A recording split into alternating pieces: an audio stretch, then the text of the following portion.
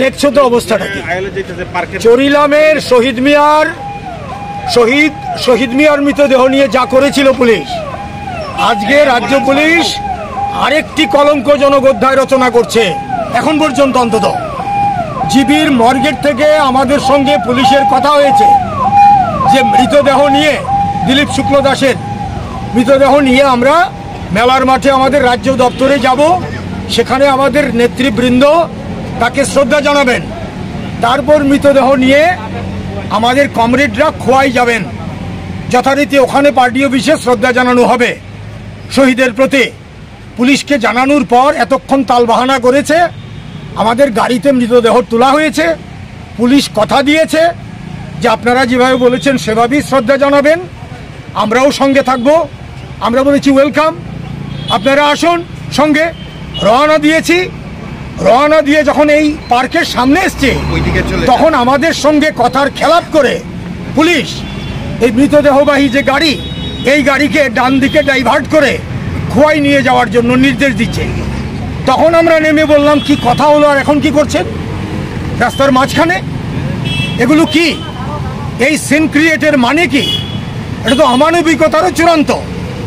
এটা কেন হচ্ছে? আপনাদের সঙ্গে তো এই কথার ভিত্তিতে আমরা জিবির মর্গের থেকে রওনা দিইনি। আপনারা কথা দিয়েছেন যে মেলার মাঠে যাবে, ঠিক আছে, তারপরে খোয়াই নিয়ে যাবেন। কথার খেলাপ করছে পুলিশ, এই জন্য রাস্তায় দাঁড়িয়ে আছি আমরা, আপনারা মিডিয়ার বন্ধুরা আছেন।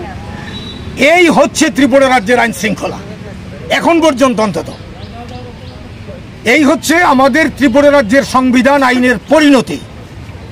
তারা মৃতদেহকে শ্রদ্ধা জানানোর ক্ষেত্রে তারা ভয় পাচ্ছে। এত অমানবিক হতে পারে পুলিশ? এক্ষুনি কি যদি না নিতে, জানি না কি করে আমরা রাস্তায় বসেছি, মৃতদেহ নিয়ে যাব। আরে সিপিআইএম এর ইতিহাস কি এমন আছে যে মৃতদেহ নিয়ে আমরা রাজনীতি করি? কেউ বলতে পারবেন? এটা ওরা করতে পারে।